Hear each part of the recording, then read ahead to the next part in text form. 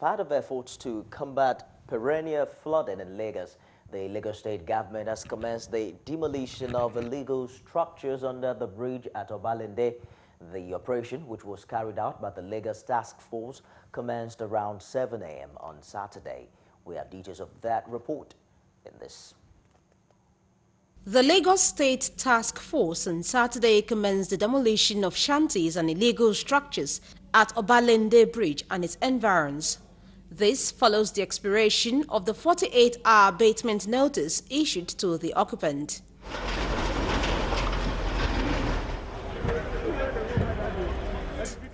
Chairman of the Lagos State Task Force, SP Olayinka Egbeyemi, disclosed that illegal structures and shanties, including containerized shops, were directly constructed and placed, blocking the free flow of drainages and canals around Obalende, thereby causing floods whenever it rains. The chairman stated that perennial flooding experienced in some parts of the state were not natural, but a man-made disaster due to carelessness of members of the public by dumping refuse and used tires into both secondary and primary water channels. The demolition we are doing today, it has never happened like that before in this Obalende. That's number one. Then number two, I am here to clean up 10 days, to clean up this entire area for 10 days. He said the operations also availed the task force the opportunity to clear hideouts of street urchins who sell illicit drugs in the place. He said the state government is determined to beautify bridges across the state while clearing blocked water channels. If we get to that bridge now, that canal is supposed to be 20 feet deep. Now it's half feet deep because of the refuse dump inside that canal, defecating inside that canal, and putting all sorts of rubbish inside that canal, and that's why the entire place got blocked. That is the main reason for flood. We are here to destroy their criminal hideouts where they are selling illicit drugs and environmental sanitation. SP Egbeyemi, who seeks for a total compliance and maximum cooperation from the people around Obalende, however, advised miscreants and hoodlums around the area to relocate outside the state, as anyone arrested will be immediately charged to court for prosecution. The World Bank has indicated intention to assist states mostly affected by gullies occasioned by erosion and mining in the country. In an environmental protection stakeholders meeting held in Jos, the World Bank representative said they would provide assistance to affected states through the Nigerian Erosion and Watershed Management Project. The state is able to provide just $10. The World Bank is willing to provide $90 to make up for the various interventions.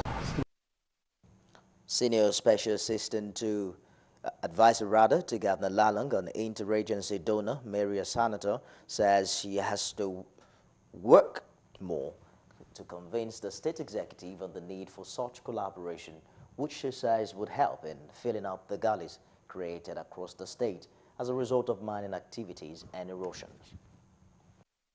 I will explain further to the government of the state, and seeing the advantages, they will really be willing to contribute. And of course, they have already contributed.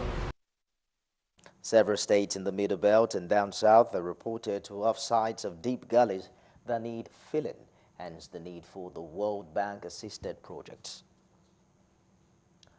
And now to Rivers State, where the special advisor to the Governor on Environmental Sanitation, George Ariolu, says the reclamation exercise in Nkwogo area of Port Harcourt is not the cause of the recent flood encountered in the state, as alleged by some Rivers State residents and experts a few days after the disaster. He charged residents of the state to play their roles while the state government is doing the needful to put an end to the challenge. Yes, but I'm telling you that the dredging going on here has nothing to do with the flooding. The area being reclaimed is the mangrove section. I really want Rivers State residents to stop the habit of dumping refuse, especially along Ntawago Creek of Port Harcourt, in order to enhance free flow of water channels in the state. Let's forget about the fact that government is involved now in trying to clean your surroundings and all that. You also have a role to play. Meanwhile, the National Emergency Management Agency, NEMA, has embarked on a door-to-door distribution of relief materials to displaced persons on IDP camps in Adamawa State. This is in compliance with the Presidency's directive on the agency to do as a way of checking diversion of such materials by third parties, as often reported by displaced persons. The team leader, Daniel Obert, says the door-to-door food intervention will be carried out in the states affected by Boko Haram menace. The mechanism behind this is to identify the households where they are staying, where they are living. Federal governments wants to be sure that items are delivered to the beneficiaries. Leader of the internally displaced persons in Makohi camp, who spoke to Galaxy News, appreciated the concept and expressed hope that it will address cases of food diversion. I'm appreciated because I'm sick. I don't eat from the central kitchen. So this distribution is 100% perfect to me personally. And according to what I'm hearing from my fellow IDPs, they are happy about it. You cook at the right time you want, you cook the ration you want. So they appreciate it.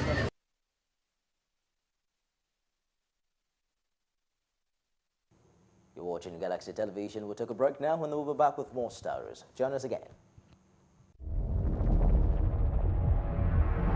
We rise. We unite. We create. We are passion. We are belief. We are fire in our hearts. We are made of black.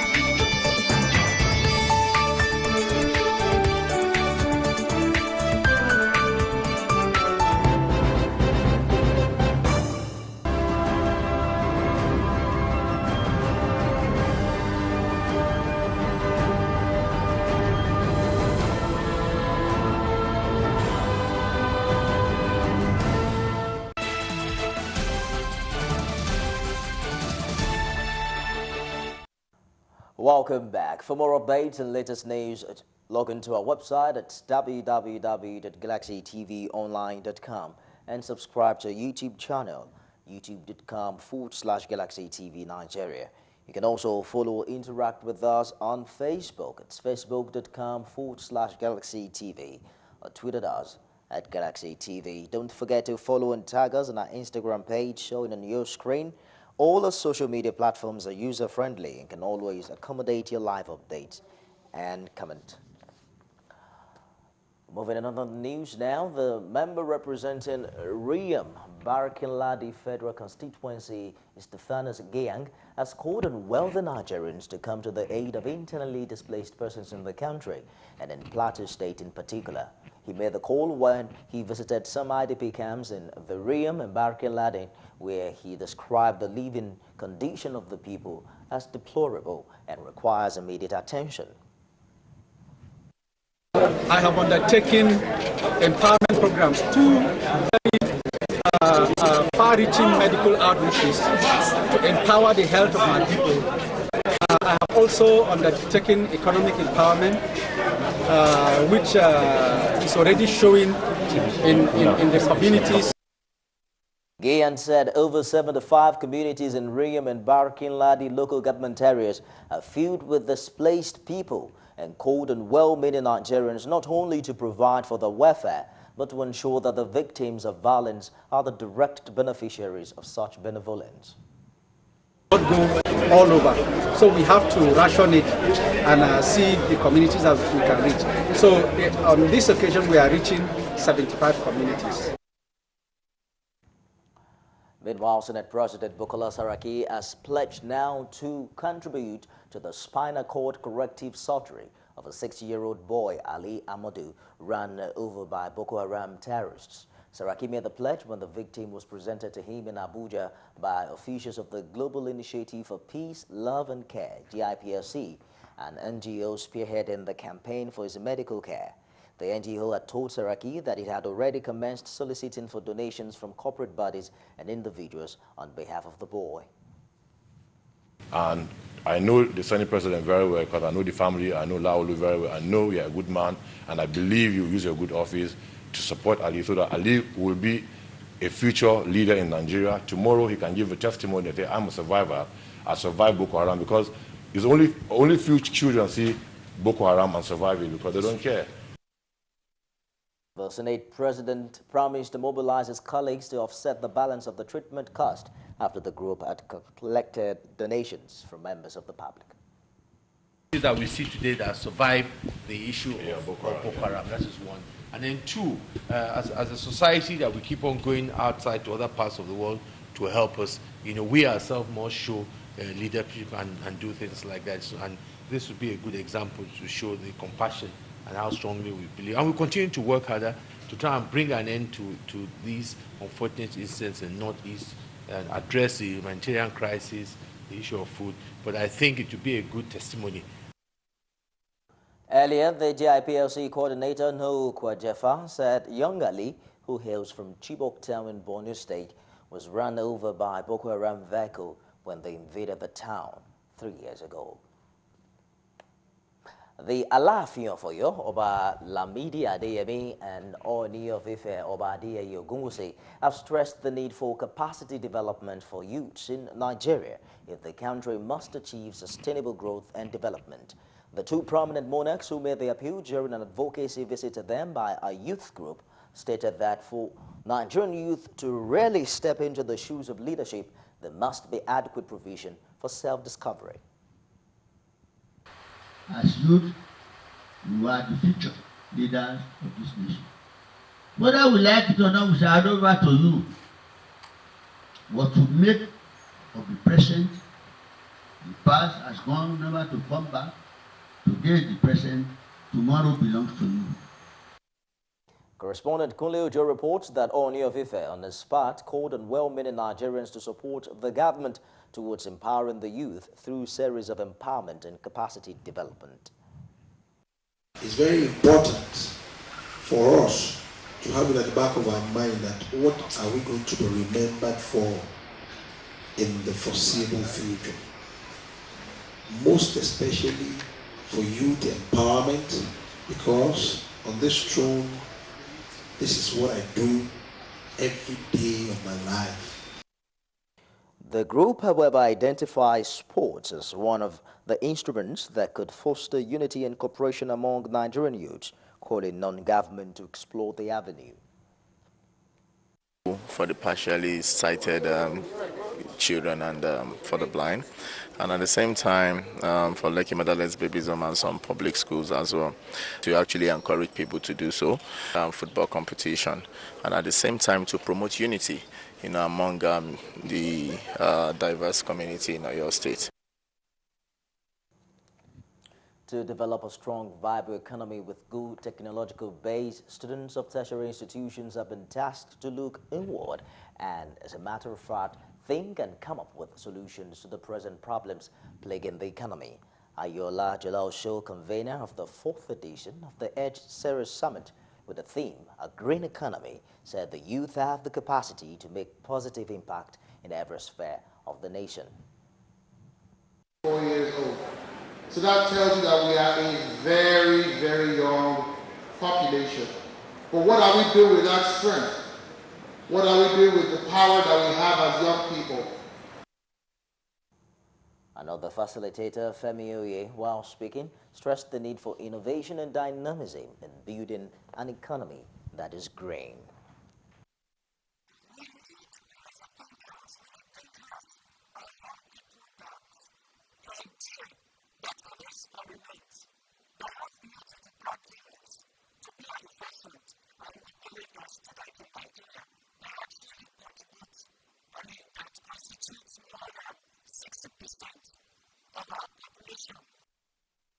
Other participants at the event spoke with our correspondent.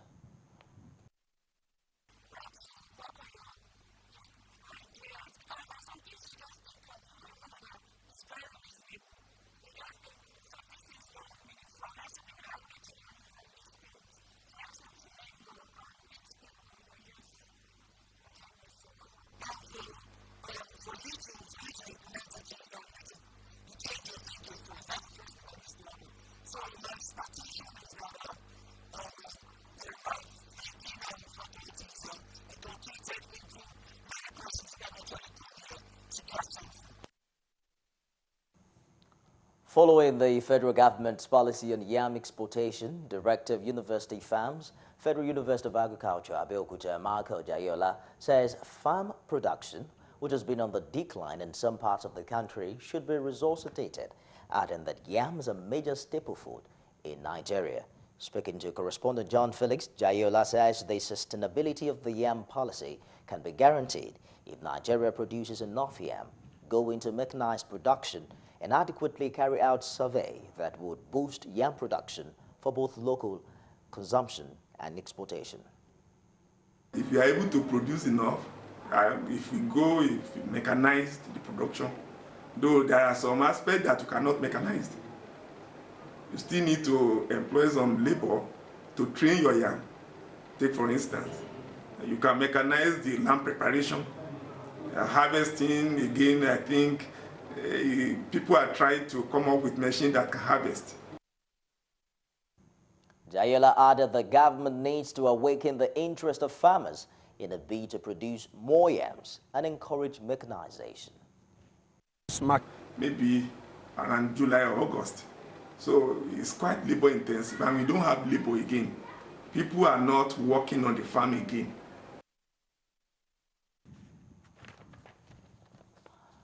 You're watching Galaxy Television News. We'll be back with more stories after this break. Stay with us. We're going to Ogun State now, where the state government has advised coal members in the state to tap into numerous opportunities provided for them in the state, especially in entrepreneurship development and agricultural business. The call was made by Governor Ibikunle Amosun at the opening session of the 2017 Batch A Stream 2 Orientation Camp program held at Shagamu. Amosun, who was represented by the Commissioner for Youth and Sports, Marufa Fuakwe, said the country has enough human capacity that can transform the economy of the nation if their energies and talents are properly channeled. We must still give to them that the era of waiting for white-collar job is gone. And doing this service, as they are having their service, they should also be looking for other available opportunity in terms of skill acquisition. On her part, the state coordinator Gladys Mbachi urged coal members to be committed to the program and exploit the opportunities of equipping themselves with sellable skills that will make them relevant in the business world, noting that there are limited slots for white-collar jobs in the country.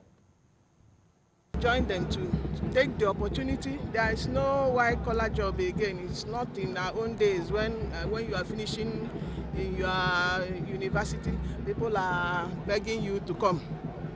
They are not that fortunate.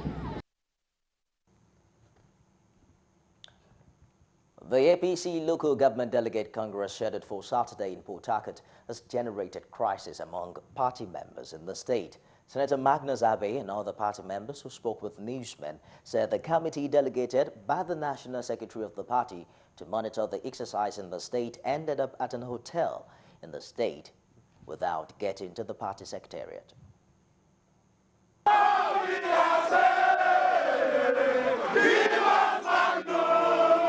what we expect to see in the All Progressives Congress. We have been at the State Secretariat all day waiting for members of the Convention Committee from Abuja to come and distribute the material so that these congresses can be conducted in local government areas. But we got information that people were here filling in result sheets in a hotel, while all party leaders and members were at the State Secretariat. Teams that came from Abuja, they are busy in the hotel without going back to the party secretariat. All the party officers are there at the party secretariat. All the party supporters are there, but these people are just here with few, some very few, less than 20% of Rivers APC members. Party members who had waited for election materials at the APC party secretariat in Port Harcourt stormed the hotel in Port Harcourt where the committee members were allegedly lodged and stopped vehicles conveying the delegates from driving out of the premises for several hours. What I would say is that we promised Nigerians change, and we can't change the country if we don't change our own behavior. I'm glad that across this country the APC has shown great capacity to conduct matters in a manner that is conducive with the principles of internal democracy. The National Delegate Congress that was to be held in the state, in the very local government of Rivers State today, had deliberately been hijacked by people who claim they are super people in APC. Whereas the majority of the people that run this party, people who suffered, they are in their various AGAs now waiting for materials to come. And we are reliably informed that they have written the result. The chairman of the panel said they have written the result at Abuja. Meanwhile, the heavily armed policemen were around the hotel premises to ensure law and order as party members express their dissatisfaction. Come down, tell us what happened with our material, tell us why they did not go to the field to conduct, tell us why they did not distribute material, tell us why they did not mention to us names of those who had to handle the election AGA by AGA. We have reached change, and the change had to start with us. And how is it starting? This is the first national election APC is holding in Rivers State. And you want to show us that the thing we preach to win the national, that we cannot do it, is not acceptable to us. At the time of filing this report, no official of the party at the state level had addressed the party or the media on the development. Now, following the sponsor of a bill seeking amnesty for looters by a federal lawmaker, Chairman, Nigeria Bar Association Abeokuta branch, Barrister Ibrahim Atonda, has added his voice to the proposal, saying the bill be limited to a time frame of 3 months for recovery. Let that law operate for like 3 months, because we should not allow that law to continue. If you allow that law to continue, it will give opportunity for looters to say, okay, I can loot, since there's going to be amnesty. Atonda added that there are funds the federal government is not aware of, stressing that the amnesty for looters should be short-lived in a bid to discourage looting of public funds. That member of the House of Rep is introducing is, let's give amnesty so that we'll be able to retrieve all this money. Moving on now to Bayelsa State, where the Deputy Governor, Rear Admiral John Jonah, says the state government will ensure that festivals celebrated in the state are violence-free to attract visitors from every part of the world to visit the state. He made the disclosure at Odi community during the celebration of the Odi Ogoriba Festival, which attracted foreign nationals to the state.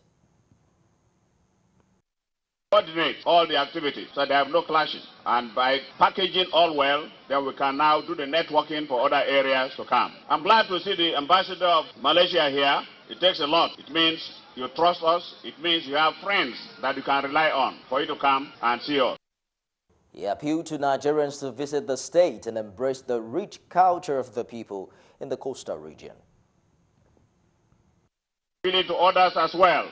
If somebody from Kuala Lumpur will find his way to this place, I don't see why people in Nigeria will find it difficult to come and just be believing in stories. This is a challenge to we Nigerians that we can do it even better than what the Malaysians have done for us. Present at the yearly festival were traditional rulers, government functionaries, and the Malaysian ambassador to Nigeria.